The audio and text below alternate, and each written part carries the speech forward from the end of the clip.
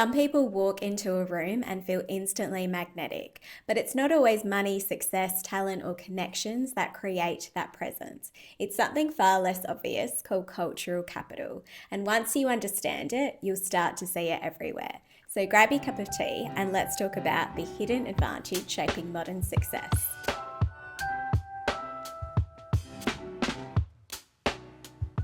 From Hailey Bieber to LinkedIn thought leaders, cultural capital is the capital that all professionals, from creatives to the corporate industry, should be building. I recently spoke about the idea of career capital in my episode on being so good that they can't ignore you. But what I really want to dive further into is the idea of cultural capital. This is something that I touched on in my episode about the it factor. This type of capital is about much more than money. It is about your taste and how that taste shows up in how you carry yourself. It's how you dress, it's what you read, it's what you reference, how you speak, how you carry yourself in certain situations. It's the capital that is so easily overlooked. We focus a lot on economic capital, but we forget that a lot of the time that economic capital is created from cultural capital. And that's what I want to talk about in this episode. So this idea of cultural capital came from a French sociologist called Pierre Bourdieu. And his work in the 1970s explored this idea of how some people are able to move easily through prestigious circles, for example, without necessarily coming from money. And he breaks down the different types of capital. So he was essentially arguing that your success doesn't come from money alone. It comes from your taste, your knowledge, your behaviors, your connections. So let's start with the three types of cultural capital.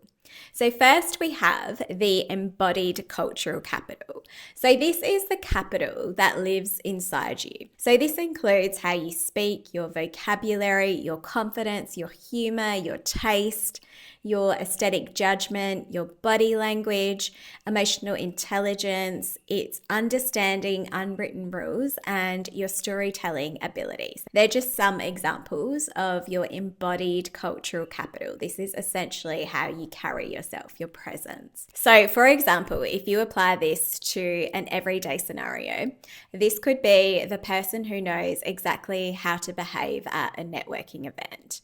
This could be the CEO who knows how to communicate really simply. This could be the person who understands luxury etiquette. This could be the person who understands internet culture or internet language, for example. So this might be something that sounds simple, but this embodied cultural capital can take years to develop. But there are the two different types of cultural capital as well. The next type of cultural capital is objectified cultural capital. So this is the things that you own. So for example, this might be your books, your artwork, your fashion, architecture, watches, photography. This could be your vinyl records, your furniture, or this could be luxury products, for example. But the key to remember here, and the point of Bourdieu's work, is that it's not about what you own that automatically gives you cultural capital. It's about understanding those things. So for example, it's not that you own an expensive painting. It's that you understand why that painting is valuable. That is what adds to your cultural capital. That's what builds your cultural capital. But then there is also institutional cultural capital. So this is the credentials that society recognizes. So just a few examples here could be, for example, the Harvard degree, the Oxford MBA, the medical qualification, being a published author, being a TED speaker, being in the Forbes 30 under 30, for example. Now, I know that those are really high level examples, but consider how that could apply in your own context. So your own degrees, your own qualifications, or the credentials that are important within whatever industry you are in. So this kind of institutional cultural capital are signals that certify your credentials, for example. They certify your competence and and your credibility in culture. And this is why I really wanted to have this conversation today, because I feel like when it comes to personal branding and leadership and development and any sort of communication, is that we often focus on signaling in the other areas of capital, and we don't pay enough attention to the cultural capital, which is also the space where you can really build a more personal connection with your brand, because there isn't going to be a lot of people who have your unique mix of cultural elements that you bring to your personal brand. Which leads me to my next point, because I want to explore the idea of cultural capital playing out on the world stage. I think one of the most fascinating examples in modern day history at the moment of seeing cultural capital play out in the world forum or on the big stage is Hailey Bieber, who recently in May 2025 sold her business for approximately $1 billion. And so while this sale gave her instant economic capital, what is more fascinating here is how this economic capital was built on her cultural capital, because she had enormous cultural capital at the time. So Hailey Bieber is obviously one half of the powerhouse Bieber couple. She is married to Justin Bieber, potentially one of the most famous people in the world. It gives her automatic cultural capital. But she also came from the notable Baldwin family. So she already had an element of cultural capital before she went into that relationship. But outside of those relationships, outside of her marriage and her family background, she also created enormous cultural capital herself through the brand that she developed as an influencer, through her modeling, through the work that she has done in design collaborations, for example. She was building her own cultural capital, particularly in the spaces of embodied and objectified cultural capital. So she has a really strong fashion literacy background, for example. She demonstrates this through her own personal style, her effortless personal style that she is known for, through the collaborations that she has now done with major brands, through her aesthetic judgment and her unique perspective that she offers in this space that she has brought to the beauty industry, and a range of other things that have added to her cultural capital. So Hailey Bieber made the Rhode brand about much more than skincare and makeup. She made it a lifestyle, and that is what has contributed to its record-breaking success. So for example, when it launched in the North American Sephora stores, it was the biggest beauty launch for the franchise. So Rhode consumers aren't just buying a product, they're buying into a lifestyle. They're buying into what that lifestyle represents.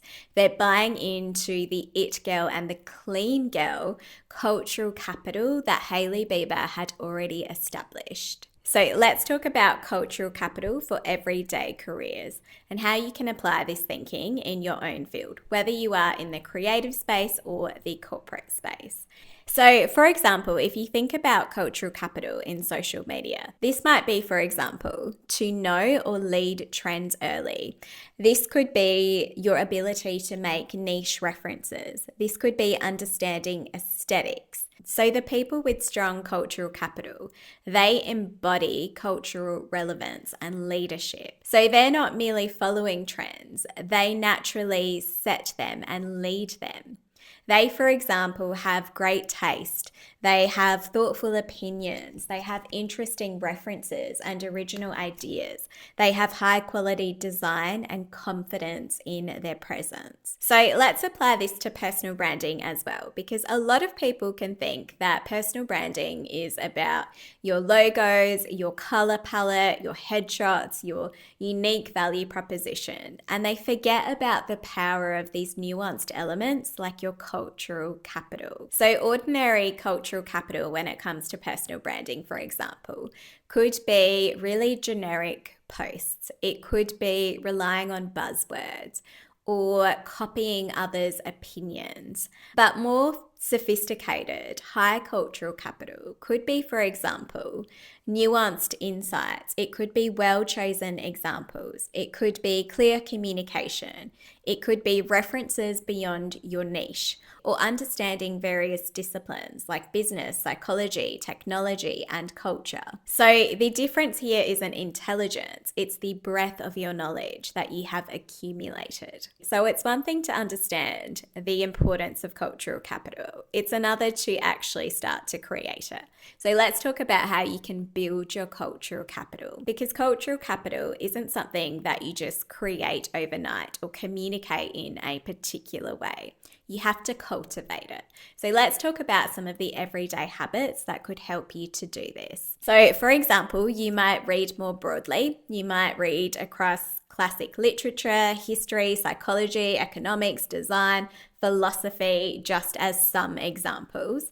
You might visit museums, galleries, explore architecture, or attend cultural events. You might build your visual literacy, like understanding more about typography, photography, or design, for example. You might develop strong communication skills and storytelling abilities. You might stay curious about emerging technologies, social, political, and cultural shifts. You might build relationships with people from different industries, or you might learn the norms of the communities that you want to participate in. And if you do want to learn more about how you can build your knowledge advantage, then make sure you check out the earlier episode that I did on this topic, and I break down the 3 types of laws that you should think about in this space. And if you start to apply some of those everyday habits that I just mentioned, this will start to shape the way that you think, the way that you communicate, the way that you show up in various scenarios. Something that I do think is worth thinking about is this idea of expanding on the original work that Pierre Bourdieu did in this space, because this was pre the internet boom, and thinking about adding the idea of digital cultural capital, for example, because that is something that has increasingly become so relevant in today's world, no matter what industry you are in, no matter what role you have or level you hold in your organization or in your career. So when you're thinking about cultural capital, a few things that you can think about to build some of your digital cultural capital could be, for example, knowing how to use AI effectively. It could be understanding platform-specific culture. So understanding things like LinkedIn versus TikTok versus YouTube, for example. This could be recognizing emerging creators and influencers before they're mainstream. This could be producing your own high-quality digital content. This could be curating a distinctive online presence for yourself. Remember that your cultural capital isn't about appearing elite or wanting to be elite. It is about signaling your taste so you can attract the right people. Thanks so much. Subscribe for more like this, and I'll see you in the next episode.